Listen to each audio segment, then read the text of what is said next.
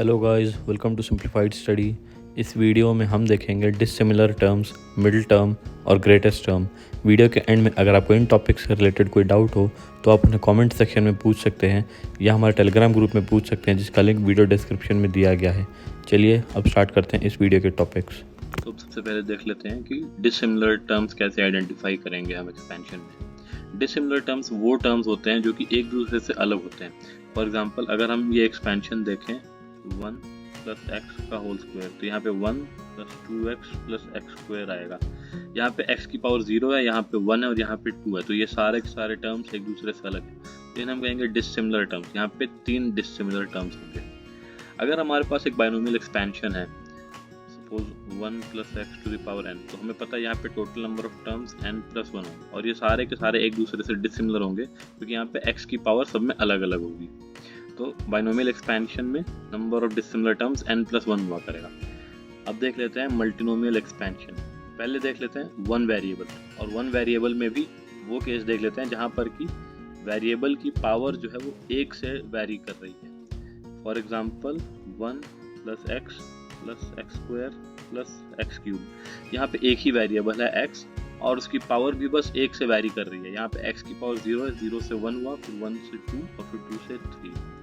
अब इस मल्टीनोमियल का अगर हम 10th पावर लेना चाहें, अब अगर हम इसको एक्सपैंड करेंगे तो ये x की पावर 0 से लेके x की पावर 30 तक सारे टर्म्स लेगा, बीच में जितने भी टर्म्स आएंगे वो सारे।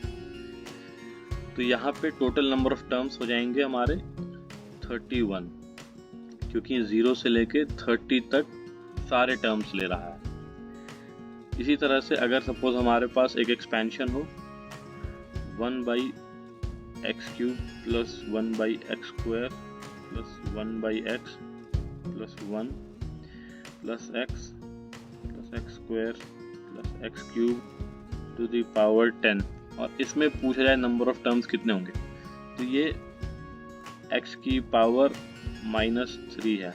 -3 जब 10 टाइम्स जाएगा तो ये x की पावर -30 हो जाएगा और ये x की पावर +30 हो जाएगा। तो यहाँ पे -30 से लेके +30 तक सारे के सारे टर्म्स आ जाएंगे। तो इसलिए यहाँ पे टोटल 61 डिसिमिलर टर्म्स होंगे, क्योंकि -30 से लेके +30 तक ये सारे x की वैल्यूज लेगा, x की पावर सारी आएंगी इसमें।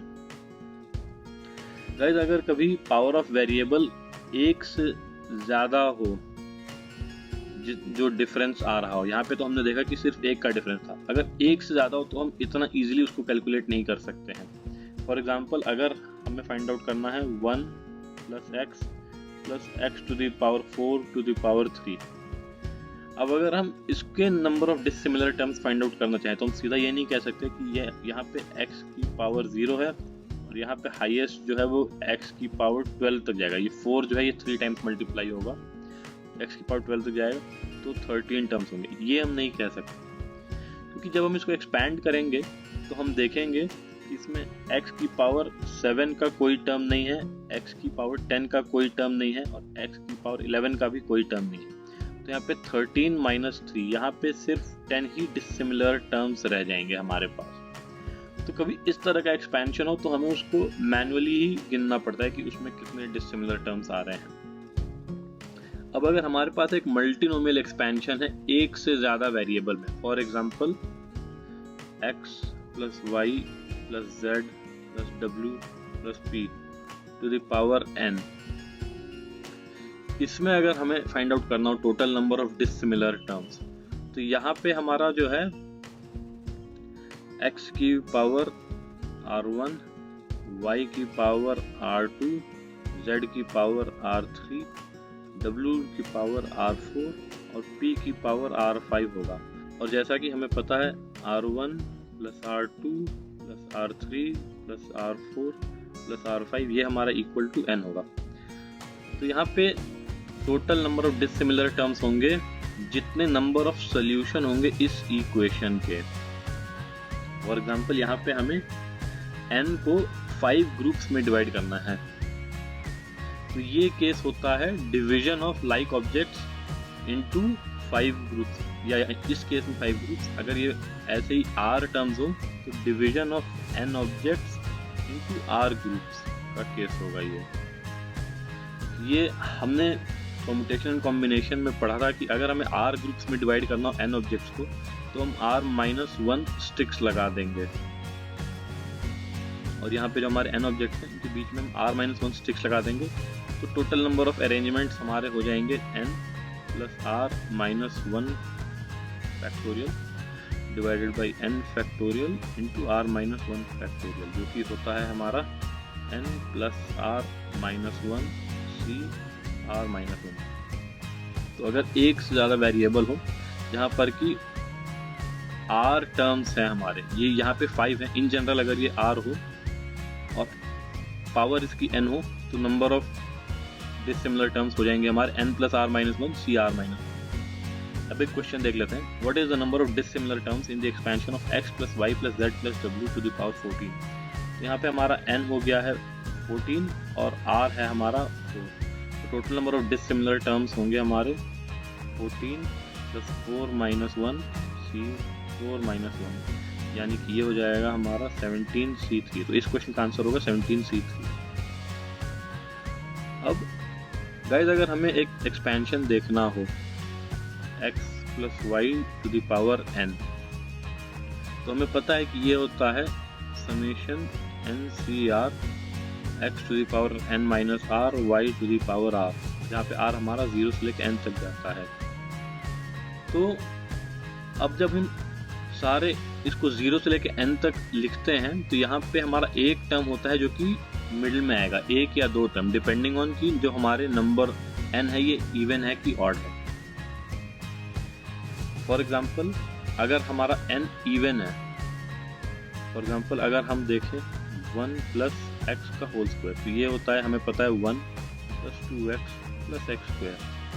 तो जो 2x है ये मिडिल टर्म, क्योंकि इसके लेफ्ट साइड में भी एक टर्म है, राइट साइड में भी एक ही टर्म है। इन जनरल अगर हमारा n इवन है तो n by 2 plus 1, n by 2 plus 1th term, ये जो है ये हमारा मिडिल टर्म होगा। फॉर एग्जाम्पल अगर n हमारा हो जाएगा 6, तो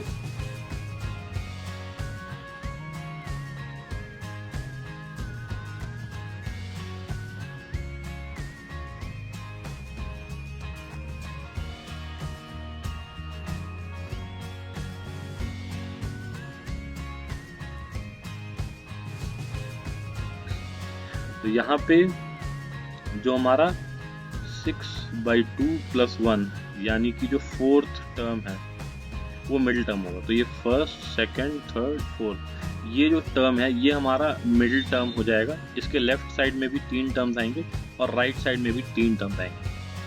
गाइस अगर n हमारा ऑड होता है तो उस केस में हमारे n प्लस 1/2th टर्म और n प्लस 3/2th टर्म, ये दो हमारे मिडिल टर्म्स होंगे। फॉर एग्जाम्पल अगर हमारा n 7 होता है तो 4th और 5th टर्म जो होंगे ये हमारे दो मिडिल टर्म होंगे, क्योंकि जो 4th और 5th होंगे इसके 1, 2, 3 टर्म्स लेफ्ट में होंगे और 6, 7, 8 ये 3 टर्म्स राइट में होंगे। तो ये दो मिडिल टर्म्स हमारे हुआ करेंगे।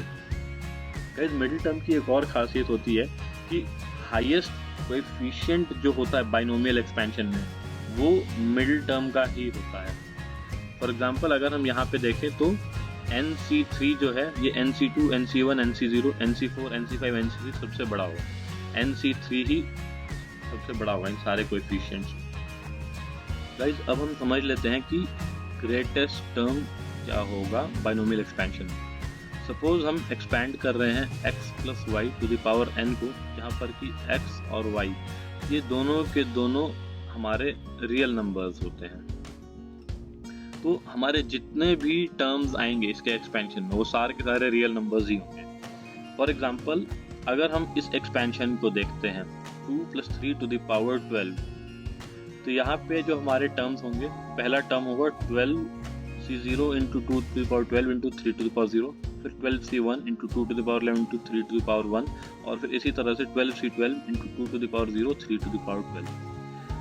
अगर हम इन नंबर्स की एक्चुअल वैल्यू फाइंड आउट करेंगे और फिर अगर हम उनको एक ग्राफ में अरेंज करेंगे तो हम देखेंगे कि ये जो टर्म्स हैं ये धीरे धीरे इंक्रीज कर रही हैं, जो इनकी वैल्यू है कैलकुलेटेड वैल्यू। फॉर एग्जांपल पहला नंबर जो है वो है हमारा 4096, फिर है 73,728, फिर है हमारा 6,08,256 और ऐसे ही बढ़ रहा है और एक पॉइंट तक ये बढ़ते जाएगा और फिर उसके बाद डिक्रीज होना स्टार्ट हो जाएगा। तो हम कह सकते हैं कि एक पॉइंट आएगा जबकि TR+1 जो है वो हमारा greater than equal to TR होगा और उसके बाद वो डिक्रीज होना शुरू हो जाएगा for R belonging from 0 to N। तो अगर हमें ये पता करना हो कि ये ग्रेटेस्ट टर्म किसके लिए होगा तो हमें बस ये देख लेना है ऐसी कौन सी वैल्यू है R की जिसके लिए कि TR+1 बाई TR जो है ये हमारा ग्रेटर देन इक्वल टू 1 है। ये क्लोजेस्ट कब आ रहा है 1 पे। अब हम देख लेते हैं कि इन जनरल अगर हमारा एक बाइनोमियल एक्सपेंशन है a+bx to the power n तो उसमें ग्रेटेस्ट टर्म हम कैसे फाइंड आउट करेंगे। गाइस सपोज हमारा ग्रेटेस्ट टर्म जो है वो है TR+1, उसके बाद वो वैल्यू डिक्रीज होना शुरू हो जाती है। इसका मतलब कि TR+1 greater than equal to TR होगा, तो TR+1 बाई TR ये हमारा ग्रेटर देन इक्वल टू 1 होगा। अब यहाँ पे हम देख लेते हैं कि हमारा TR+1 और TR ये क्या होंगे। तो TR+1 ये हो जाएगा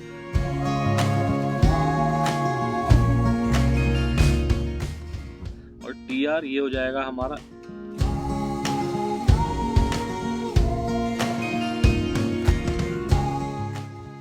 अब अगर हम इन दोनों का रेशियो लेंगे तो ये हो जाएगा हमारा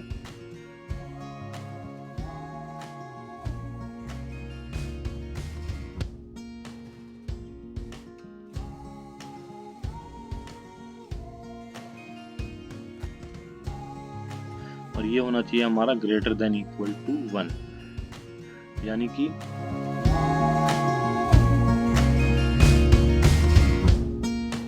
या फिर हम कह सकते हैं कि n+1 by R should be greater than equal to a by bx plus 1, यानी कि R should be less than equal to n+1 divided by a by bx plus 1।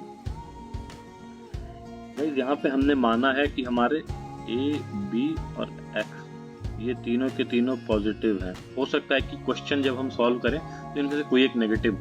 तो इन जनरल अगर हमें फाइंड आउट करना हो greatest term जो numerically greatest होगा तो उसके लिए हम लिखेंगे R should be less than equal to n+1 divided by mod of a by bx plus 1, क्योंकि इसके साइन चाहे कुछ भी हो न्यूमेरिकली R को ये कंडीशन सेटिस्फाई करनी है। अब अगर हम कोई क्वेश्चन सॉल्व करते हैं जिसमें कि सपोज हमारा आ जाता है R should be less than equal to 25.5, एक एग्जांपल, तो फिर हमारा R 25.5 तो हो नहीं सकता क्योंकि R हमारा नेचुरल नंबर ही होगा। तो इस केस में R हो जाएगा हमारा 25, तो यानी कि हमारा ग्रेटेस्ट टर्म जो होगा वो होगा T25+1। TR+1 जो है वो है हमारा ग्रेटेस्ट टर्म, तो यानी कि T26 होगा इस केस में ग्रेटेस्ट टर्म। और अगर किसी केस में हमारा R एग्जैक्ट नेचुरल नंबर आता है, फॉर एग्जांपल आ जाता है R should be less than equal to 26, तो यहाँ पे हमारा जो है T27 इक्वल टू T26 है और ये दो ग्रेटेस्ट टर्म होंगे हमारे। तो जब कभी भी हमारा R एग्जैक्टली एक नेचुरल नंबर होगा तो वहाँ पे दो ग्रेटेस्ट टर्म होंगे, और जब कभी भी ये एग्जैक्ट नेचुरल नंबर नहीं होगा तो इसका ग्रेटेस्ट इंटीजर फाइंड आउट करना होगा। ग्रेटेस्ट इंटीजर यहाँ पे हमने 25.5 का फाइंड आउट किया जो कि 25 है। अब एक क्वेश्चन देख लेते हैं। What is the range of x if the greatest term has greatest coefficient in the expansion of 2 plus 5x to the power 12? तो यहाँ पे जो हमारा ग्रेटेस्ट कोएफिशिएंट वाला टर्म है वो हमें पता है कि हो जाएगा 12/2 + 1, यानी कि 7th टर्म। दिया हुआ है कि ये जो टर्म है यही ग्रेटेस्ट टर्म है इस एक्सपेंशन का, तो इसका मतलब कि T7 जो है वो हमारा ग्रेटर देन T6 भी है और T7 हमारा ग्रेटर देन T8 भी है। ये दो इनइक्वालिटी का हम यूज़ करेंगे फाइंड आउट करने के लिए कि रेंज ऑफ एक्स क्या पॉसिबल है, सो दैट ये कंडीशन सेटिस्फाई हो। अब हमारा T7 जो है वो हमें पता है कि हो जाएगा 12c6 2 to the power 6 into 5x to the power of 6। इसी तरह से T6 जो है वो हमारा हो जाएगा 12c5 2 to the power 7 into 5x to the power 5। और T8 ये हमें पता है कि ये हो जाएगा 12c7 2 to the power 5 into 5x to the power 7। तो अगर हम देखें कि हमारा T7 by T6 greater than 1 है इस इनइक्वालिटी का यूज़ करते हुए, तो यहाँ पे हमें मिलेगा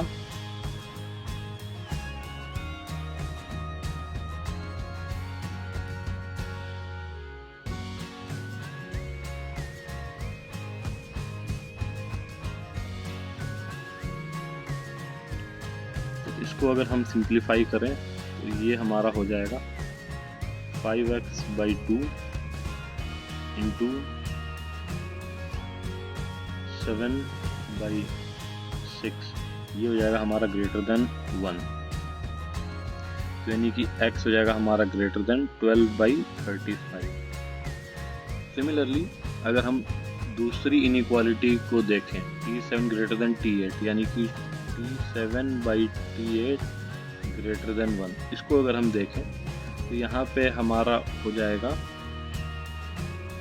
12 factorial divide by 6 factorial into 6 factorial into 2 to the power 6 into 5x to the power 6 divided by 12 factorial divide by 7 factorial into 5 factorial into 2 to the power 5 into 5x to the power 7।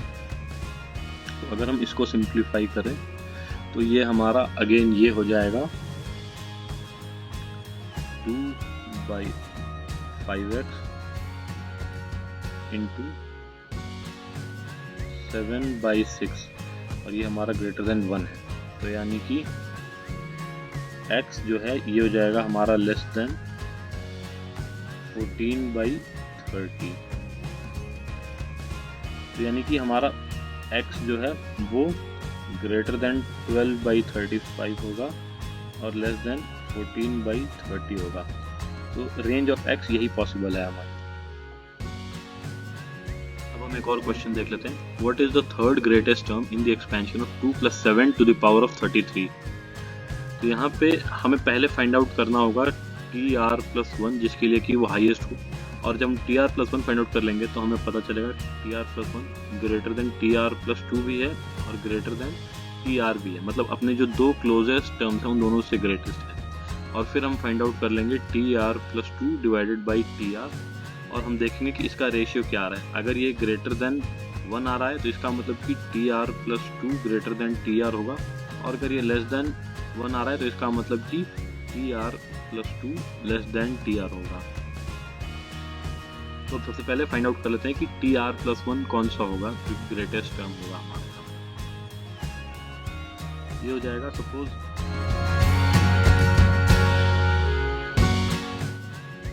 ये है हमारा TR+1, तो TR जो है वो होगा हमारा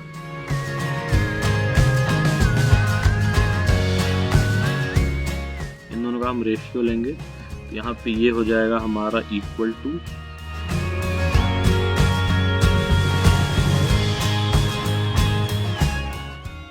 n जो है वो हमारा है यहाँ पे 33, तो ये हो जाएगा 34 minus r by 2r into 7, ये हमारा ग्रेटर देन इक्वल टू 1 रहना चाहिए।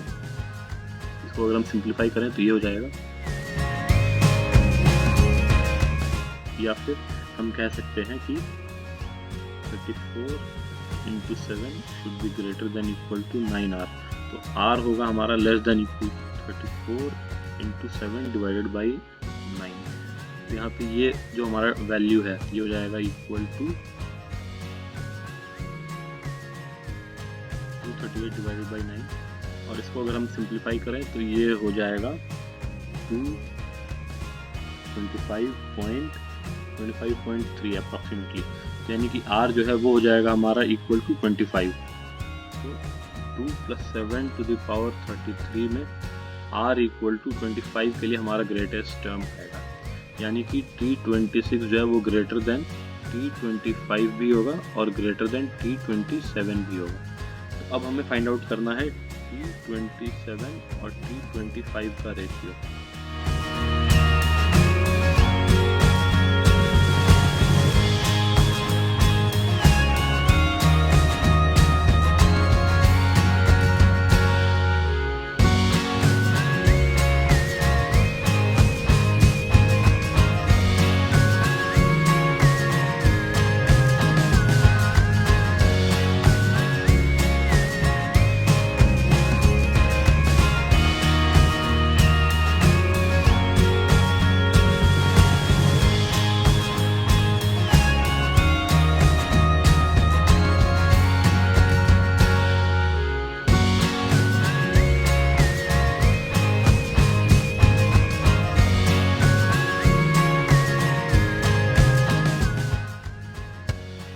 अब अगर हम इसकी अप्रॉक्सीमेट वैल्यू देखें तो ये हो जाएगा 49/50 इंटू 36/26।